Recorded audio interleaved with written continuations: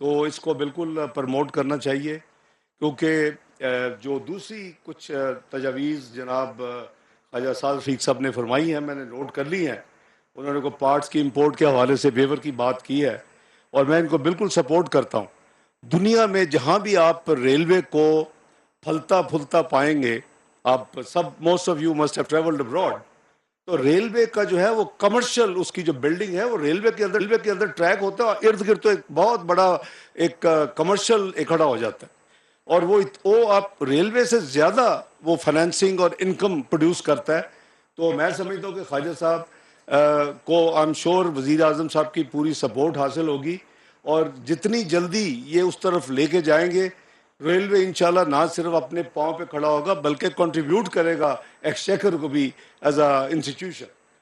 دوسری جو خواجہ صاحب نے فرمایا ML1 کا، اس میں بھی ہے کمپلیمنٹ ہز تھاٹس، کیونکہ جب یہ اوریجنلی کنسیو کیا گیا تھا as part of CPEC which was $46 billion, ML1 was $6 billion. Today it may cost $11 to $12 billion. This is the legacy of the previous government which this government has inherited. They should have actually implemented that, but they could not. تو خواجہ صاحب کی سوچ بالکل ٹھیک ہے. He wants to make a blend and try to save money, اور اس کے ساتھ ساتھ ML1 بن بھی جائے تو میں سمجھتا ہوں کام ہو جائے تو nothing better than that. جہاں تک بات ہوئی فریٹ کی، بالکل میں آئی تھنک کہ بے پناہ ڈفرنس ہے جو روڈ ٹرانسپورٹیشن ہے اور جو ریلوے ٹرانسپورٹیشن ہے. صرف خواجہ صاحب کو اپنے فریٹ سروس کو ذرا سا ایفیشینٹ اور ٹائملی بنانا پڑے گا. بلیو می، میں نے مجھے ایک ٹرانزیکشن کا پتہ چلا، اٹ واز 1/10 پرائز، 10% آف یہ جو آپ کی دائیو وغیرہ سروس پہ آپ وہ چیزیں بھیجتے. تو بات یہ جی کہ یہ جہاں کمٹمنٹ ہو، کلیئرٹی ہو، ٹرانسپیرنسی ہو، آنیسٹی ہو، I am sure results Allah تعالیٰ برکت ڈالتے ہیں. Few words about my both colleagues have talked about the state of financial health of Pakistan. یہی وہ ملک تھا جو 2013 میں macroeconomic instable country declare ہو چکا تھا. یہی وہ ملک تھا جس کے لیے یہ پرڈکٹ کیا گیا تھا فیبرری 2013 میں، نو میٹر کون سی پولیٹیکل پارٹی الیکشن جیت کے آئے گی، they will have to declare default within 6 to 7 months. یہ ملک under the leadership of Mian Nawaz Sharif and PMLN، اور اس وقت شہباز شریف صاحب ایز چیف منسٹر ایک بہت بڑا رول تھا ایک بہت بڑے صوبے میں جو آدھا پاکستان ہے. تو اس وقت 3 سال میں یہ پاکستان کی economy is totally turned around. Inflation 2% food کی، میں I want to remind you, general inflation 4.6%، GDP growth 6.1%، آپ کے highest reserves in the world, آپ کی stock market best in the South Asia, آپ کی stock market best 5th best in the world, اور آپ کی طرف تمام کے ادارے دیکھ رہے تھے، اور جیپنیز جیٹروں نے پریڈکٹ کیا Pakistan is likely to be the second choices place of foreign direct investment. یہ بدقسمتی ہے اس قوم کی کہ آج ہم 5 سال کے بعد کہاں کھڑے ہو گئے ہیں. اس کا محاسبہ ہونا چاہیے. ہم 24ویں معیشت بن چکے تھے 2016 میں، آج پچھلے سال پاکستان کی معیشت دنیا کی 47 معیشت ہے. اس پہ پوری طرح انویسٹیگیشن ہونی چاہیے کہ کون سی غلطیاں کی، کیا ہوا، کیا وجہ ہے کہ 24ویں معیشت سے 20ویں معیشت میں داخل ہونے کی پریڈکشن کے باوجود پاکستان میں جو کھیل کھیلے گئے، آج ہم 47th economy of the world ہے. تو میں سمجھتا ہوں کہ پرائم منسٹر شہباز شریف صاحب کو بے پناہ چیلنجز ملے ہیں، a legacy of a total collapsed state of affairs. لیکن he is brave, he has administrative quality, he is working hard. So ہم ان کو اسسٹ کر رہے ہیں کہ پاکستان کو اس کوگمار سے نکالے.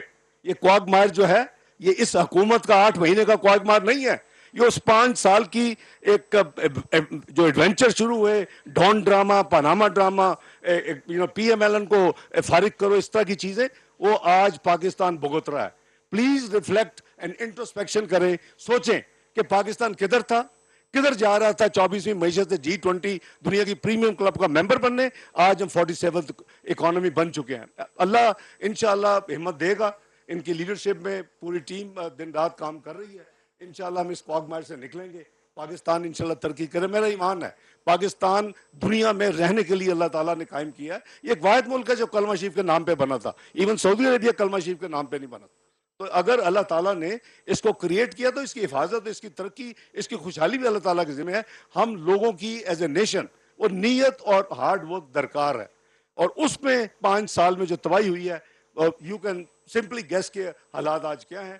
اللہ نے چاہا تو انشاءاللہ شہباز شریف صاحب کی وزیر اعظم کے طور پہ ان کی گائیڈنس میں ہم پوری کوشش کریں گے کہ جتنی زیادہ اگلے جنرل الیکشن سے پہلے ہم پاکستان کی بہتری لا سکیں وہ کریں. اور اللہ تعالیٰ کرے کہ اس کے بعد ان کو دوبارہ موقع ملے اور ہم دوبارہ پاکستان کے الیکشن لڑیں. آپ کے پاس ہسٹری ہے. Who makes development? Who takes economy, across the world and globe? تو وہ ساری چیزیں انشاءاللہ دوبارہ بھی محنت ہمت کر کے واپس آ جائیں گی. لیکن it's a tough task. It's a long distance. I won't take more time. I am once again میرے دل کی گہرائیوں سے خواجہ صاحب کو، ان کی ٹیم کو مبارکباد، اور پرائم منسٹر صاحب کو مبارکباد کہ ان کے ٹینیور میں یہ ایک سروس بحال جو ہوئی ہے. اللہ تعالیٰ انشاءاللہ اس میں خیر و برکت ڈالے. بہت شکریہ. پاکستان زندہ باد. وزیر خزانہ اسحاق ڈار تقریب سے خطاب کر رہے تھے. انہوں نے کہا کہ ریلوے جلد اپنے پاؤں پر کھڑا ہوگا. ریلوے ملکی معیشت کو مدد بھی فراہم کر سکے گا. گرین لائن کا خاتمہ ہو چکا تھا. وزیر ریلوے نے دوبارہ آغاز کیا ہے. ہمارے سابقہ دور حکومت میں مہنگائی کی شرح کم تھی. اسحاق ڈار نے بات کرتے ہوئے مزید کہا کہ تحقیق ہونی چاہیے کہ گزشتہ 5 سال کے دوران کیا غلطیاں ہوئیں. اس کا محاسبہ ہونا چاہیے کہ ہم یہاں تک کیسے پہنچے.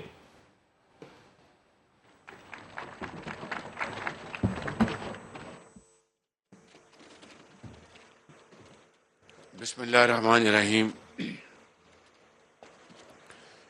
آج کی محفل کے میزبان جناب خواجہ سعد رفیق صاحب، وزیر ریلوے،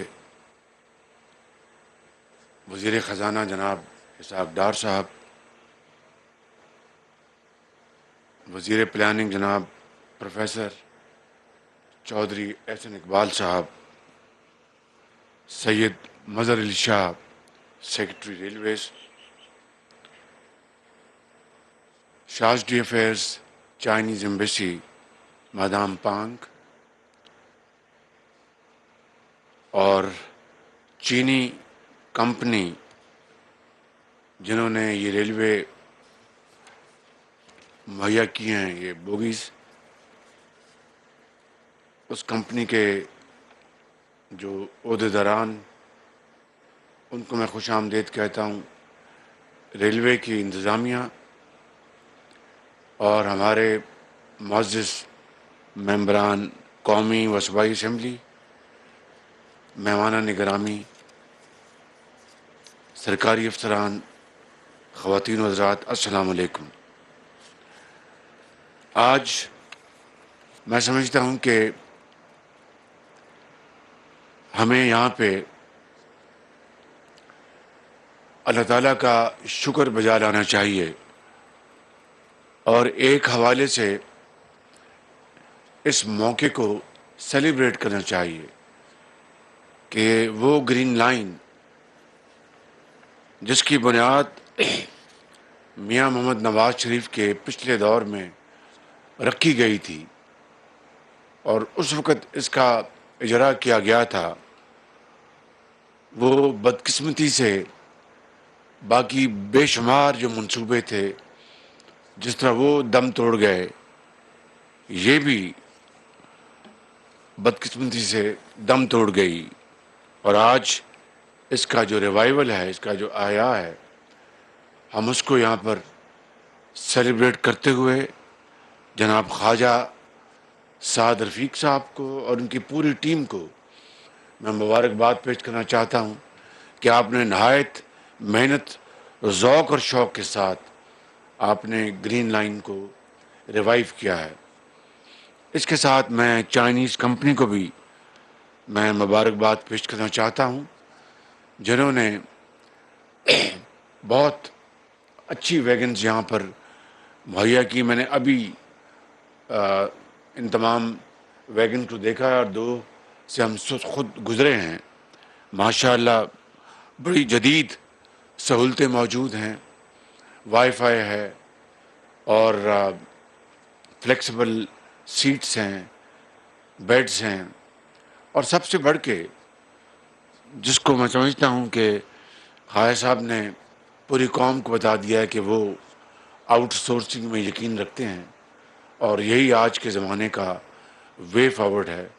جو سروسز ہیں ان کو آؤٹ سورس کیا گیا ہے، چاہے وہ جینیٹوریل سروسز ہیں، چاہے وہ انٹرنل سروسز ہیں، یا کھانا مہیا کرنا، یہ ساری جو سروسز کو آؤٹ سورس کیا گیا ہے، جس سے یقیناً میں سمجھتا ہوں کہ ریلوے کی اس جو لائن کو بہت نہ صرف فائدہ پہنچے گا بلکہ اس کی تشہیر ہوگی، اور اسی کو یہی ماڈل ہے آج کی دنیا میں کہ آج حکومتیں گورن کرتی ہیں، وہ ادارے چلاتی نہیں خود، وہ ان کو آؤٹ سورس کرتی ہیں۔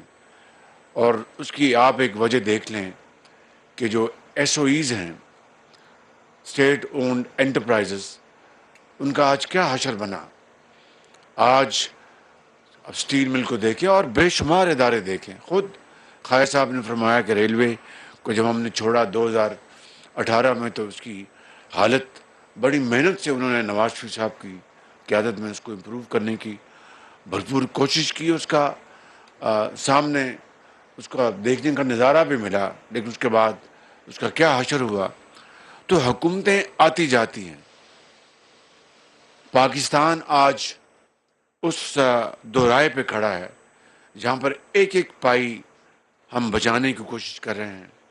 اب آپ دیکھیں کہ جو ہمارے فارن ایکسچینج ریزروز ہیں اس کو سامنے رکھ کر ہم نے ایک پرائیورٹی لسٹ بنائی ہے کہ جو امپورٹس جو ہیں اس میں کن کو فوقیت حاصل ہونی چاہیے، ایکسپورٹرز، فوڈ آئٹمس، ادویات، اور اس طرح کی جو جن کے بغیر معاشرہ ایگزسٹ نہیں کر سکتا۔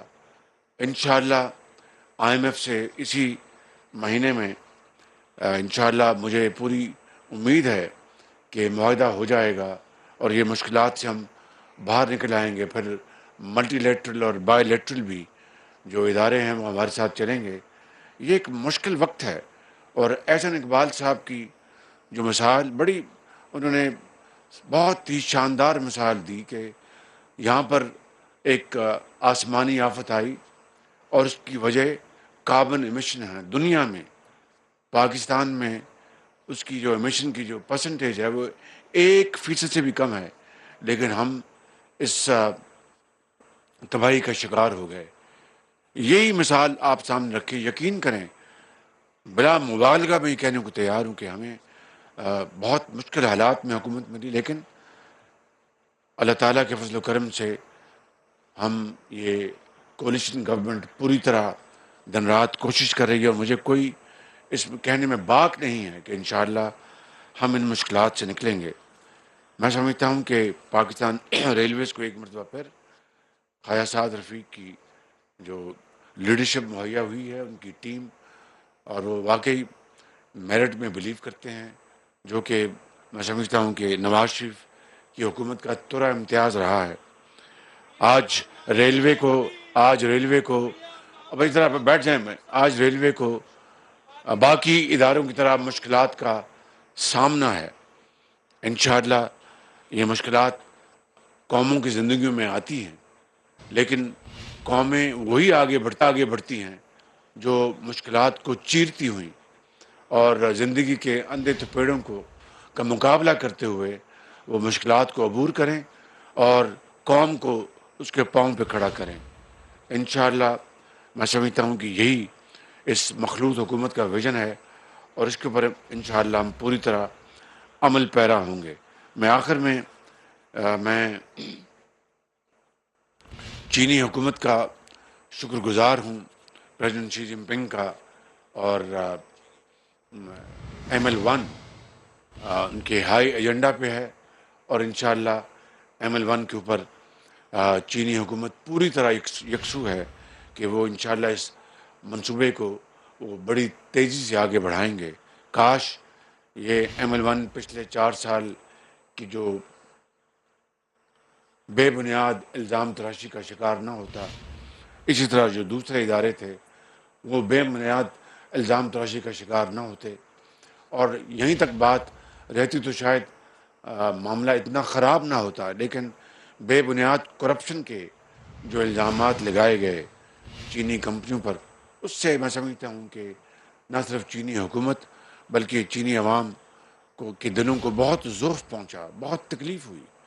اور میں ابھی چین سے ہو کے آیا نومبر میں، بہت پرتپاک انہوں نے ہمارا استقبال کیا، پریزیڈنٹ شی جن پنگ نے، پریمیئر لی نے، چینی حکومت نے. جب میں واپس آیا تو مجھے لوگوں نے پوچھا کہ کیسا دورہ رہا.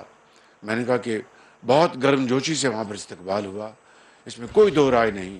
چین کے زعماء، چینی عوام پاکستان سے والہانہ محبت کرتے ہیں، لیکن ابھی برف پگھل رہی ہے، کیونکہ پچھلے 4 سال میں جو ہمارے تعلقات کو جو ذوف پہنچا ہے، جو اس کو تکلیف پہنچی ہے، ٹھیس پہنچی ہے، یہ کوئی آسان کام نہیں ہے.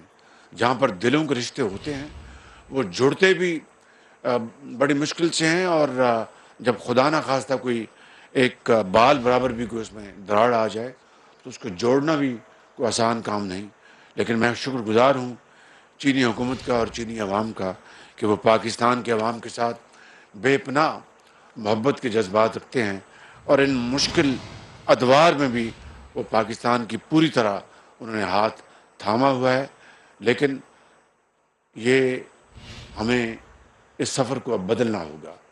ہمیں اپنے پاؤں پہ کھڑا ہونے کے لیے ہمیں قربانی، ایثار کے جذبوں سے کام لینا ہوگا. محنت، امانت اور دیانت کو اپنا شعار بنانا ہوگا. اس کے بغیر ہم کب تک ہم دوسروں کے سہاروں پر چلیں گے؟ یہ ممکن نہیں ہے. یہ میری بات نوٹ کر لیں، یہ عاجز یہ بات بار بار کہتا رہا، اور آج پھر میں کہہ رہا ہوں، یہ سفر مشکل ضرور ہے، ناممکن نہیں، مگر اس کے لیے شرط اول یہ ہے کہ ہمیں ایثار اور قربانی سے کام لینا ہوگا، دن رات محنت کرنی ہوگی. پھر انشاءاللہ یہ ملک خداداد پاکستان انشاءاللہ آگے بڑھے گا اور اپنا کھویا ہوا مقام حاصل کرے گا. آپ سب کا بہت شکریہ. Pakistan Quaid Azam. I am F سے معاہدہ رواں ہو جائے گا. آئی ایم ایف معاہدے سے مشکل کا خاتمہ ہوگا. امپورٹ کے لیے پاکستان نے ترجیحی لسٹ بنائی ہے. ایم ایل 1 پر چینی حکومت کی سپورٹ حاصل ہے. کاش ایم ایل 1 پچھلے 4 سال میں الزام تراشی کا شکار نہ ہوتا. وزیر اعظم تقریب سے خطاب کر رہے تھے. انہوں نے مزید کہا کہ کاش گزشتہ 4 سال میں ادارے بے بنیاد الزامات کا شکار نہ ہوتے. چینی کمپنیوں پر کرپشن کے بے بنیاد الزامات سے نقصان پہنچا ہے. چینی حکومت نے ہمارا دورہ چین پر شاندار استقبال کیا. برف ابھی پگھل رہی ہے. وزیر اعظم شہباز شریف نے ایسا بھی کہا. خبروں کے سلسلے کو آگے بڑھائیں گے. آپ کو بتا